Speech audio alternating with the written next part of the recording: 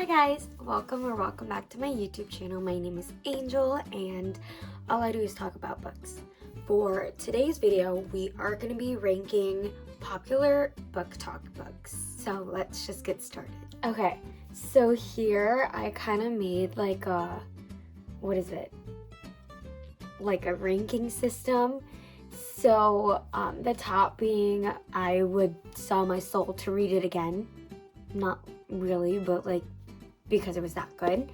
Below it is loved, and then below loved is liked it, but what was it about again? Because we all have those books that it's like that they were so good, but you just genuinely do not remember what the plot was about. And then below that was like, don't really know how I feel about it. And then lastly, it's please don't make me talk about it, because we all have a book that would probably fit in that category.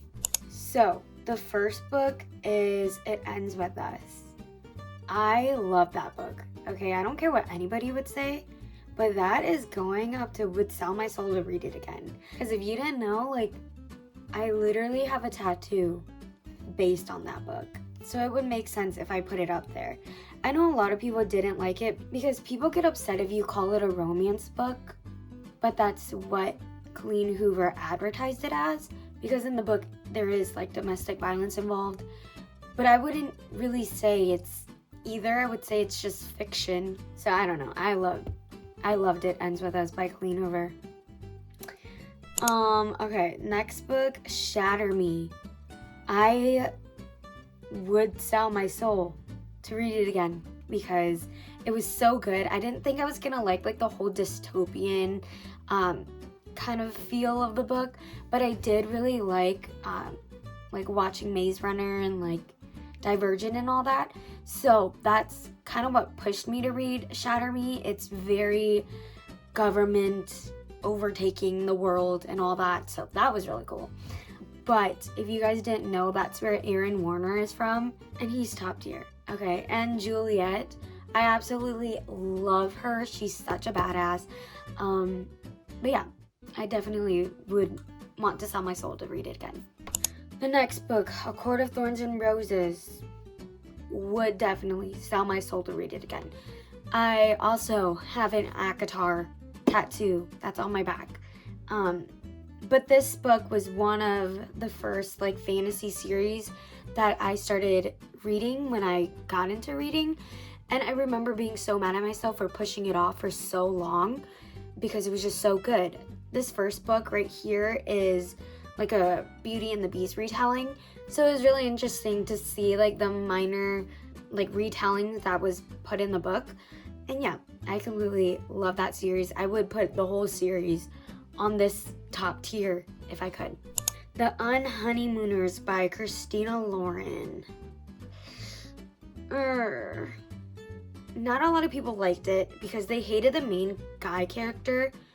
I remember rating it like a 5 out of 5 stars, but now like looking back at it and like comparing it to all of the other romance books I've read so far, I would say it was like an only because I remember it being funny, and then towards the end the guy like he doesn't really believe the girl, and so they call it quits, and then he ends up realizing that the main girl was right, and so he apologizes. But it was like already like towards the end, so there was like no like he messed up kind of vibes.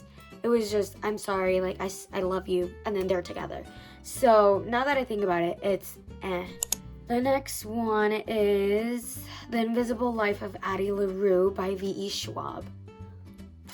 People are gonna hate me for this, but I'm putting it on the please don't make me talk about it tier, mainly because it was so slow in the beginning.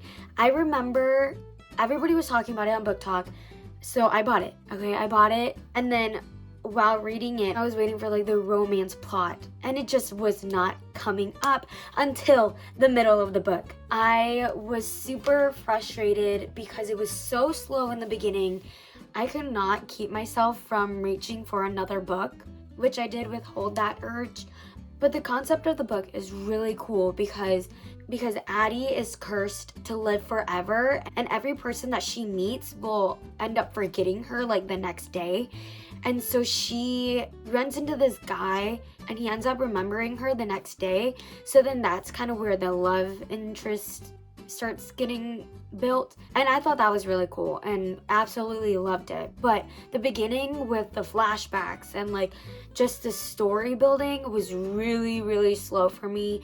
And I did not care for it. But I did cry at the ending because it was just something that I didn't really expect. But this was like a major slow burn for me, so that's why I'm gonna put it at the lowest tier. The next book is We Were Liars by E. Lockhart. I also am gonna put it on the please don't make me talk about it because it was just too slow, and I DNF'd it like kind of in the beginning of the book. I remember trying to read it and it was just not interesting. I felt no connection to the main character. I ended up DNFing it and then just searching up what happened at the end of the book because everybody was talking about the plot twist. And I don't know if I would have been shocked at that plot twist if I were to read it fully. I don't know. I just did not like it. The next book is The Inheritance Game by Jennifer Lynn Barnes. I loved this book. I did not think I was gonna like the puzzles aspect of it, but I loved it. I did skim through like the puzzles portion, like when they would talk about it, but the romance portion and the whole mystery portion of it, I loved it. I finished the trilogy and cannot wait for, I think the next book is called like the Hawthorne Legacy, something like that. I cannot wait for that book. So definitely putting it in the loved tier. The next book is Twisted Love by Anna Huang. If you know me, you know I would definitely sell my soul to read it again. I absolutely loved this book. I don't know. I loved Alex. I loved Ava. I didn't find them to be annoying. I didn't find the plot to be repetitive or anything. It was actually really good, and I loved it. I loved the grumpy sunshine, the whole, like, he didn't believe in love until her, the whole revenge plot. I loved that. Loved everything. The next book is The Love Hypothesis by Allie Hazelwood. I would have to put it in the please don't make me talk about it here because it was, I don't know if it's because I, as a person, do not like science or anything, so I didn't connect to it, but I just found the book to be cheesy and corny and kind of boring. When they would mention like scientific stuff, I would skim over it and didn't really care for it. So I don't know, that's why it's kind of down there. Oops, okay, I actually kind of put We Were Liars on there twice, so we're just gonna skip over that. One of Us Is Lying. I would probably put it in the liked it, but what was it about again? It was a good first like YA mystery book that I got into, but it was predictable. I would say that it was more shocking to me that one of the characters came out than the whole mystery plot of like who killed Simon. I think that was his name. Yeah, of like who killed Simon. The next book is Every Summer After by Carly Fortune. I like that book, but I don't remember what it was about. All I know is that it was pretty similar to Love in Other Words, but I did like the summer vibes, the whole like, oh, they grew up together, but then they stopped talking, and so you find out why. I love that whole thing. Because it's kind of like a mystery, and then there's like a whole like betrayal being revealed, so that was really good. But like the itty bitty details I don't remember, so gonna put it there. The next book is Icebreaker by Hannah Grace. I'm gonna say please don't make me talk about it because I didn't even finish it. I DNF'd it because I thought that it was just too slow, and the girl, I think her name was Anastasia, she was just very mean for kind of no reason. I get it, that was just like her whole personality and stuff, but I don't know, I kind of found her like mean for no reason. But yeah, I was like right in the beginning, and then it was just too slow, and then I hit a reading slump and then DNF'd it. So that's why I'm gonna put it there. Okay, moving on. Things we never got over. I want to say I liked it, but completely forgot what it's about. I know it's a small town romance, but I just did not like that the characters were older. I think they were like in their early 40s or late 30s, something like that. I'm just not used to reading about older characters. So it was weird. It was like they were very immature for their age. Their miscommunication was too young for their age. And the whole like twin sister thing, I didn't really like that. I felt like it was kind of irrelevant. And like the whole problem in the end too, I just felt like it was just thrown in there to have a problem again. So yeah, that's kind of why I'm putting it in the liked it, but what was it about again? Next book is Neon Gods by Katie Robert. I'm putting that in the please don't make me talk about it, only because it was really slow and that book also made me hit a reading slump. I remember it taking about like 3 weeks for me to finish it. Neon Gods is like a Persephone and Hades retelling, but it was like very BDSM. I think it's BDM. BSM. Something like that. You know, it's very smutty and all that, but I just was not really feeling it. I don't know. I didn't really feel the whole enemies to lovers or like any of that, so that's why I'm putting it there. The Deal by Al Kennedy. I would sell my soul to read it again. Just like Twisted Love, it was like a really good like first book of the series. It was such a funny and like wholesome book. Hannah and Garrett are like my all-time favorites. I would probably reread it after this video. Just like how they like started talking, like it's a hockey romance, so Garrett is like the captain of Briar U's like hockey team, and Hannah wants to be like a musician, so she's very like school driven and all that. And so Hannah and Garrett, they have like a class together, and Garrett is actually failing that class, so he begs Hannah to tutor him, and she ends up giving in, and they end up catching feelings. And yeah, I love this book because like One Direction is mentioned. It gives a lot of like the college vibe, the parties, the frat parties, the bar parties, and all that. So yeah, I would definitely sell my soul to read it again. The next book is Throne of Glass by Sarah J. Maas. I would definitely sell my soul to read it again for the first time because it is such a good YA fantasy book. It is like an 8-book series, so you go through this journey with the main character. The series order also depends on like how you want to read it. So Throne of Glass could either be read as the first book or the second book. It's just all kind of based on how you want the story being told to you. So if you want to read Throne of Glass, please like do your research and see like what kind of vibe you're feeling. The next book is Punk 57 by Penelope Douglas. I would definitely put this in the tier. I remember loving it when I first read it. The spicy scenes were good. The whole plot was pretty good. But now that I think about it, it's not as good as the would sell my soul to read it again or kind of books. So I'm putting in the but they do mention characters from like the Devil's Night series because they are written by the same author. So that little crossover is just kind of hanging it in that tier. So yeah. The next book is Credence by Penelope Douglas. Okay, we're really getting into it. So I'm gonna rate Credence as please don't make me talk about it because it is so forbidden that I just don't want to talk about it.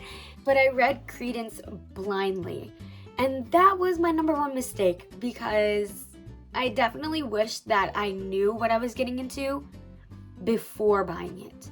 Yeah, it's very taboo, and I think that's the most taboo book I've read, and it made me feel very like uncomfortable, so I don't want to talk about it. Okay, next book is A Million Kisses in Your Lifetime by Monica Murphy. I would definitely put it in the liked it, but what was it about again? I don't know. It's like a forgetful book, which is really sad to say. But I remember enjoying it, so. The next book is 1,000 Boy Kisses by Tilly Cole. This book was the first sad book I've ever read, and it hurt and cut so deep.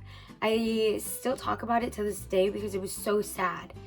I'm gonna put it, oof, this is gonna be hard. I don't know, because the writing was, if I read it again, like right now, I would find that the writing is like kind of like immature. But because it was like one of my first sad books that I've read, it has like a special place in my heart, you know? So I'm gonna put it in loved, because it was depressing. It made me cry so hard. The ending hit me so bad. I don't even want to think about it because I'm gonna cry. The next book is Flock by Kate Stewart. I would sell my soul to read it again for the first time. Because it was so good. I remember reading it and I was really confused because their whole thing is like, can you keep a secret? And so I'm like, oh my god, like what is the secret they keep talking about? They keep mentioning it and they would cut off the conversation and then talk about something else. And so I would get so frustrated and I'm like, what are they talking about? This first book is kind of like a reverse harem, but then the second book is definitely not. Which, yeah, I don't want to give off that vibe that it's reverse harem like throughout the whole trilogy, but it is reverse harem in this book. And it was really good. But yeah, I definitely would sell my soul to read it again because it was such a good book with such a good storyline and such a good mystery. And it was a good first book to lead up to the second book, which I loved even more. So if you have not read the Ravenhood series, like I definitely recommend you to read it. The last book is The Fine Print by Lauren Asher. Oof, I loved it. I don't think I would sell my soul to read it again, but I loved it so much. I think I loved it more than the rest of the trilogy, which is a lot to say because I love the other books, but The Fine Print just has like a special place in my heart because Rowan was such a softie to Zara. Rowan found out that Zara loved to read and that her favorite author was going to New York for like a book signing, and so he paid the whole library off for a private book signing with her favorite author. Okay, like isn't that just so romantic? If that's not love, I don't know what it is. And that is the end of today's video. I hope you guys enjoyed me ranking all of these popular BookTok books because it was just so hectic and I would say my ratings were pretty fair in my opinion. But anyway, please stay tuned for more and see you guys later. Bye!